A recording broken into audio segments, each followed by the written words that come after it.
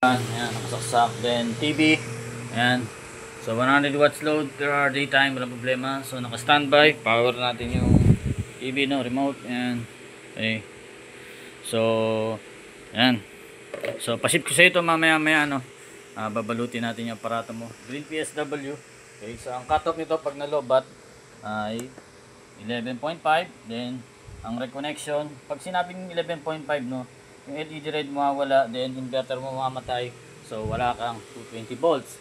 Then kapag sinarge mo siya, no, through solar panel, ang reconnection is 1.7 plus 11.5 yung disconnect ay 13.2 bago umilaw yung LED red.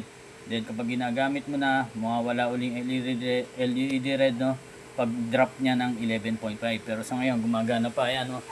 So papakita ko sa iyo na yung aparato natin is working. So pwedeng LiPo4 battery or lead acid, no. Sa ngayon naka LiPo4 setting siya, no. Battery test, battery setting dito lang naman sa menu, pindot mo yan.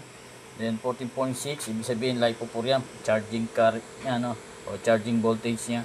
Then pindutin mo lang menu, punta ka dito sa yan. Pindutin mo lang yan, punta ka dito sa B1 o B3, yan, LiPo4.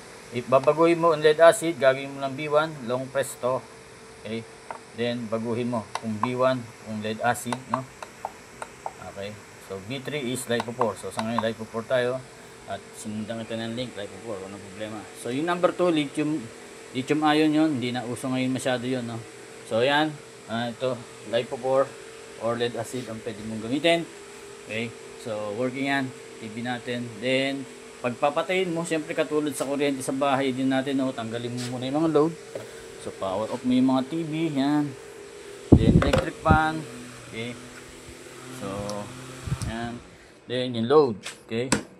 So lalo na kung unattended, no. So safety feature nito, may mga breaker, relay, no. If ever may sakong napakalakas na load, rice cooker, aircon, no, mamatay yung aparato natin dahil nga mayroong low voltage disconnect na 11.5. So pag naglagay ka ng load dyan na napakalakas, yung battery mo kasi biglang magdadrop yan. So pag umabot sa 11.5, patay ang inverter mo para maiwasan masira yung inverter at pati yung baterya mo. So yan ang kaibahan ng mga aparato natin, no. Merong low voltage disconnect at saka power relay. Okay. So yung mga ibang relay maliliit, hindi kakayanin yun. So kailangan mo talaga is 100 ampere, 12 volts, dahil ang kuryenteng dumadaloy dito ay DC 12 volts. So malakas ang current niyan pag humigop ang inverter natin. Pero pagdating dito sa 220 volts, so mababa ang current, mataas naman ang voltage. Okay.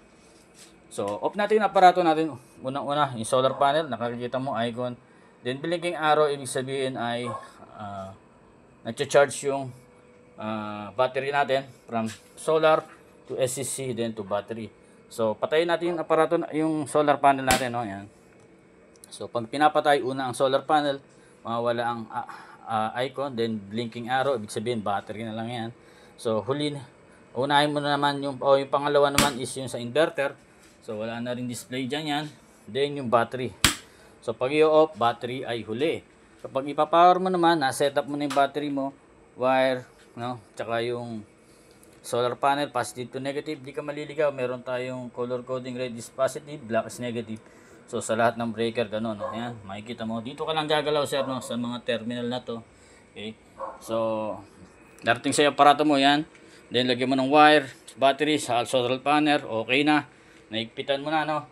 So on mo naman yung battery. Yung battery ang una, no. Ayan. Okay. So lalabas yung display ng SCC. Then yung inverter. Okay. So yan. So ibig sabihin mataas yung battery natin kaya nag-ilaw agad yung LED red. Kung yung battery mo ay 12.9, hindi ilaw yung LED red. Kailangan i-charge mo muna. So pagdating dito sa inverter mo, yan, ay 12.9. So mababa na kasi yung kuryente dumaloy dito, may mga devices. So nagda-drop na rito. Okay, pagdating sa display. Then yung blower natin, so hindi gumagana yan. Kapag uminit yan, saka iikot, automatic yan, no. So temperature control yan, yung blower natin. So then solar panel, para lumabas yung icon, pati yung blinking arrow, ayan. Okay. So if ever may mga question, pwede mo ko i-chat or video call. Naka-add friend tayo, then meron tayong GC. So, yung GC na yon, pwede kang magtingin-tingin doon if ever may tanong sila. So, isang sagutan na lang. Dagdag information sa inyo yun. No? If ever na mangyari sa aparato nyo. Yun. Okay. So, good na yan. Charging na yan. Nandiyan solar panel, arrow blinking. No? So, from solar panel to charge controller, nag-charge na yung battery mo. Okay. So, open na rin yung inverter mo. Sabihin 220 volts, meron ng kuryente yan. Huwag mong hawakan kasi yung 220 volts, yun na yung nakakamatay, no?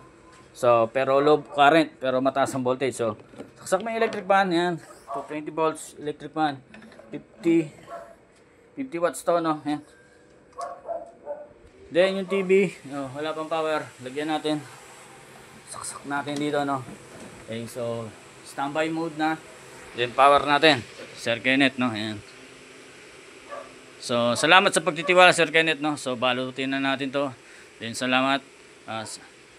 Yung mga gustong mag-order, text or call, pwede, walang problema, no? Andiyan naman yung number ko, kitang-kita nyo. Check nyo rin mga video ko para magka-idea kayo bago kayo umorder. Then, para makapamili kayo, no? Marami tayong aparato. So, salamat sa pagtitiwala. God bless.